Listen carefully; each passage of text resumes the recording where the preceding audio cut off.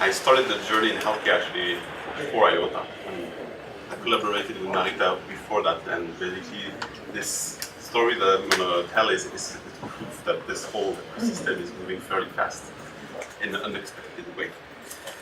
The IOTA Foundation is a non-profit organization developing an open source technology. And that technology is a distributed ledger that a lot of people refer to as blockchain, but we are not blockchain. We are actually a disruptor to the disruptor. So we have come up with a technology. My colleagues, I'm not a techie guy, I'm a business development director, but my colleagues have came up with a technology that overcomes a lot of the limitations of blockchain. Because what the gentleman was talking around before is that there is a promise that everybody likes, and that is going to enable a lot of innovation, a lot of great things, but we're not there yet. The blockchain, the Bitcoin that you see, even though they are very hyped and very popular, they have some limitations. And we'd like to think that what we are going to spread through the ecosystem is something that is overcoming some of those limitations. The organization, this ecosystem is actually going so fast that the technology comes from the open source technology community. It's already running, so the tangle, what I'm talking about, is actually already out there, and you can even download some software and start utilizing it. But the foundation that I'm part of is in the process of registration, so we are kind of catching up a bit with our success. But a few weeks from now, we'll have an established organization that is supporting this technology. There's a lot of techie people, very brilliant people, led by two individuals in particular. David Sønstebø is from Norway, and Dominic Schiner is only 21, and he's based in Berlin. And those two guys have come up with something pretty sophisticated, on a daily basis that probably when it comes to technology, I don't understand all of this. It's really, really something. But they have worked on this since 2010. They are blockchain pioneers. So when you think about the Bitcoin and all those things, they have contributed to some of the key elements like proof of stake that are now being considered adopted by Ethereum, those kind of technologies. They have mathematicians and cryptographers, so those is pretty techy people, and this is being grown as an organization. And then we have combined this with let's say, more senior industrial people, some thought leaders, by different industry background, from IoT, from healthcare, from clean energy, from digital identity. John Edge that has joined us recently from IT 2020, and a lot of things. And that's because there's a recognition that technology in itself doesn't serve any purpose unless you encourage it properly with value creation and industry. So the people on the right are actually spending time bringing that technology to life by partnering with industrial players. The technology is not the blockchain, there's no blocks and there's no chain, and it follows different principles. I'm not going to dive into it as it's a bit too technical, but the outcome of this technology is that it allows the same thing as blockchain, except it doesn't have any transaction fees. For some of you that have followed maybe what blockchain claims to be doing, the problem is, I'll take an example, peer-to-peer, I send MyData some money to Bitcoin. Right? I'll send you some money. The problem is if I send some money, if I send 1 cent of Bitcoin to you, I'm going to have to pay a transaction fee attached to Bitcoin that is bigger than the 1 cent. Today, that's the situation. And when I do this transaction, actually it's not in time. It's going to take a while. And that's because blockchain, despite its promises, is actually not completely mature. It doesn't scale. And the more people come on board this giant network, the slower it gets, the more expensive it gets. That's a bummer for all the industrial companies that wanted to innovate on it. So the guys came up with a different architecture, it's called the tangle. And again, I'm not going to explain how it works, but the magic is that there's no transaction fees attached to it whatsoever. It's free to use. That means if you download the IOTA wallet, I send you an IOTA token, and there's no money disappearing through the process. Why is this relevant to healthcare? It's not because we're going to send money, I'll send something of value. And that's a pointer to my healthcare report, for instance. It's very precious, it needs to be encrypted, and I send it to you only and nobody else. You will open that message and you will read it. So that's why it's relevant. in the digital realm, it's not so important that it's money, or it needs to be sensitive data that can't be reproduced. So that's it. No transaction fees. 1 cent, receive 1 cent. The technology allows scalability, so while blockchain decreases in performance, we tend to increase the more participant joins in, and there's other features like partition tolerant, and I'll come back to it afterwards. But it's pretty exciting because it's already there basically, and we can start innovating with different industries. The vision, and that links up to what the gentleman before me was describing, is that's what we're working towards, is this machine-to-machine economy. It's beyond fintech, it's everybody is working with that. Most of our partners, I mean, it's energy, it's healthcare, it's mobility, it goes all across. It's not, you can't really claim this is not my business. It's a bit like when the internet came. Now it's not internet of information, it's internet of bed. And we participate to that layer. We're just an add-on layer to internet. And a lot of people are going to innovate on top of us. And what we're going to enable is this interconnected world. What we fit IOTA refers specifically to IoT. Because everything will be interconnected, we'll have IoT sensors in many different places. And this is what's going to enable this economy behind our heads. So the kind of things that we work on are new paradigm shifts in how data is going to twist our heads into new business models. The new sharing economy, where an asset can be twisted in terms of how you don't sell an object, you're going to transform it into a service related to a utility. When you go to the shop and you want to buy a drill for your house, you're not going to buy the drill. You're going to borrow the drill, and then you will pay per click. Right? Our technology allows micro-payments real time with no transaction fees. That means you can go to the minimal amount of fees, and it will be economic. So you have those kind of things, and it goes on. There's a lot of things. The machine economy is going to work in the background. So we work already with the largest automotive industrials in Germany on those cases where self-driving cars need to buy their electricity. Right? So the car has a car e-wallet and will utilize the IOTA token to pay the EV smart charger. The EV smart charger on the other side retrieves IOTA tokens and sends the electricity. And nobody has been involved. Right? There was no driver in the first place in the car. The car took the decision to get to that smart charger because it was the most efficient. It doesn't need to go to the garage, centralized way. Right? So those are a completely new approach to it. Where it gets exciting is like, actually the EV smart charger is owned by the residents. How come? Because the solar panels on your rooftop are aggregated through the smart charger. And actually there's a transactive grid that is occurring, where I as a citizen, when I have my solar panels, I'm not at home and I have a surplus of electricity.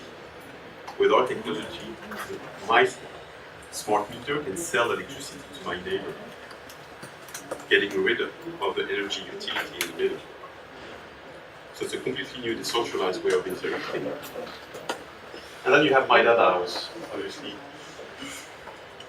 jumping too fast, but it's very relevant to the MyData because we can bring the individual in the center of this, and we can leverage on this technology not for micropayments, but for transfer of secure data. And we have different modules that you can build on top of it. But the thinnest layer is data integrity. So in this new world of connected devices, in healthcare there's a lot of them, and we want them to get the home of patients so that the patient doesn't come to the hospital. The doctor needs to believe and get the trust in the feed of data. And this is ensured by the notion of data integrity, that the original source of data has not been tampered with. And that's what the IOTA ledger can be utilized for. And there's no fees attached to that. So yeah, we utilize this. It's immutable. If somebody cracks and trying to lie to the doctor, going back to the database that was generated by my IoT devices at home, it will be detected and the doctor will see. That's the first layer, but you can build a lot of new models on top of it. Things that are compatible with GDPR. We have a module that you can install also, so that IoT devices will accept that handles the privacy limits. So you open the box only if you're the entitled person, my doctor, for instance. So there's a lot of things. We don't have the mission to build a whole ecosystem, but we want to empower this to happen based on this paradigm shift. But it's a challenge because when you go to the data authorities, look, some of us comes from Norway, you know, the local authorities on data protection, they don't accept this, they don't understand that this is happening because they still believe that a centralized server is probably more secure than allowing the data to start flowing. In this realm that we're looking at, the data can stay where it is, related to the different clouds or different IoT devices. They are interconnected thanks to the ledger, because that data belongs to the individual. And it's the individual that will control the consenting attached to the sharing of the data. So it's complicated, and of course the regulator are going to have a bit of challenge. So what we want to do is to do something a bit different. What we see that supports what I was saying, we go from a centralized world to a physically centralized digital health and connected health. So this notion of devices all over the place is going to be very important and serve a very purpose for us.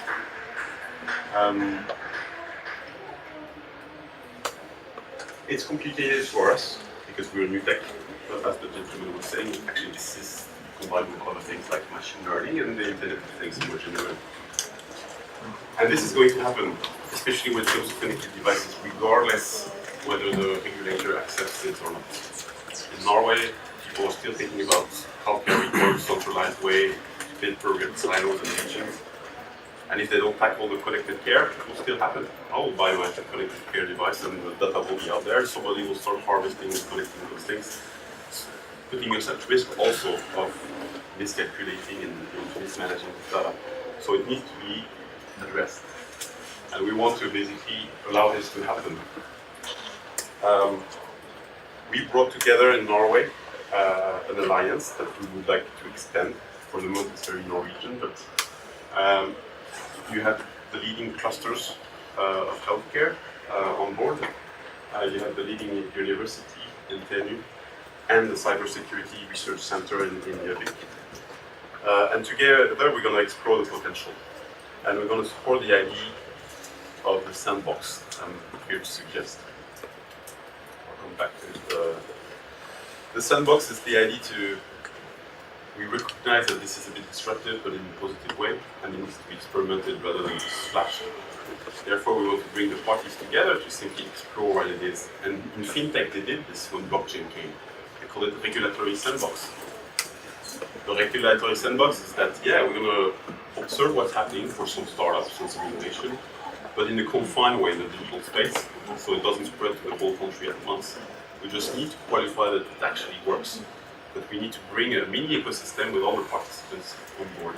And it should be owned almost by the local authorities with a degree of private sector.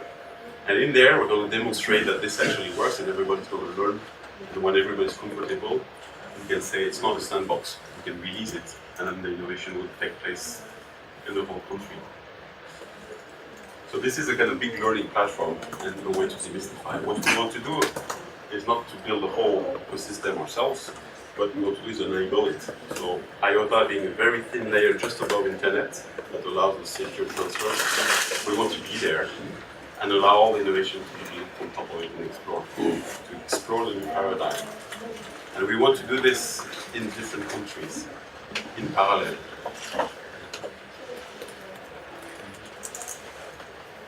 We've discussed with some of our partners, also from the funding part, that it would be good to have 3 countries in the Nordics and the Baltics with the degree of cooperation happening, and we have a tradition for doing that. And we're proactive and complementary. I mean, in Norway, we're really good at digital ID and authentication. Finland is possible on open data and now MyData. And Estonia is so small, super agile, and fast moving. You bring those together, we can definitely learn from each other. And the idea is that we would actually create those sandboxes in those 3 countries. But because they are based on the same digital infrastructure, at some point of time, we will feel comfortable to interconnect them. And this is where the EU Commission is particularly interested in our value proposition. It's the cross-border element. It's always hard to do it at once, interoperability and forcibility are compatible. But here, if we bring this new paradigm shift to life based on the new paradigm, then we can start doing that. And our technology allows those things to happen. That's the partition tolerant element.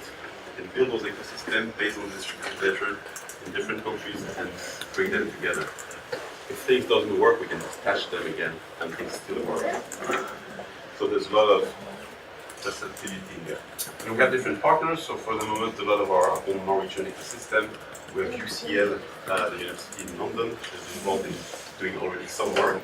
And then we had a lot of discussion during the event where we have some of the Finnish partners that will represent us. And we see already some really strong synergies and have some discussion, of course, with some of the Estonian stakeholders. Just have it here, yeah. That's one that is going to capitalize the growth even more. Some of the Finnish partners have looked into the collaboration with sovereign distributed ledger, so that's the digital identity layer. And it's supported technologically by Everlim. We have a partnership put in place where we'll strategically collaborate. So one like to think that by default we're going to start to innovate also in Finland. And we just need to have an agreement on how we can build those synergies together. So we have actually something already in Finland. A lot of the story I told was like a bit kind of on healthcare, but you could raise healthcare and the philosophy still applies to the digital MyData. Healthcare is really complicated, but people can always tell me, where do you tackle that one? No, it's complicated. That's why the rationale of sandbox is there, right? You need to bring the ecosystem together. But the reason why we utilize healthcare still is that it makes sense to each of us. If I tell you about the connected mobility landbox, you're going to be lost. About this one, you can easily see the advantage. The day I move to Finland, I'll bring access to my healthcare records for my kids and be fixed in 2 seconds. It has meaning. One day we'll bring Thailand in the loop, and when I go to the beach and if there's an accident, my kid can be treated at once. It does make sense for all of us. So healthcare should also be used for that purpose. I mean, it communicates a lot. People can identify them. So I'd like to think that this is going to catalyze. We don't necessarily need funds ourselves, but our partners from research and academic needs some funding. So we'd like to formalize this into something that can be addressed from a funding perspective. The EU Commission is really interested in this project, so they invited us to Brussels to discuss this among other ideas. They're not going to provide the agile funding. This is not what they're meant for. But we'd like to think that by building a nice value proposition, we can actually get even private investors that want to tap especially on the connected healthcare and start making it work. Yeah. So that was what I wanted to say. Potential distributed ledger is very fast and it's way beyond fintech. This will also apply to healthcare. IOTA has a lot to offer, especially from the connected care. The rationale is quite clear. A lot of people are trying to address healthcare from a blockchain perspective, so we'll work on interoperability with all of those systems. And we're scoping this cross-border MyData sandbox. So for those of you that have an interest in make this happen, we're just to discuss. And if we can't make it now, MyData is here. I'd like to think that MyData is part of the family of bringing those things together, so we can mature the discussion. Thanks a lot.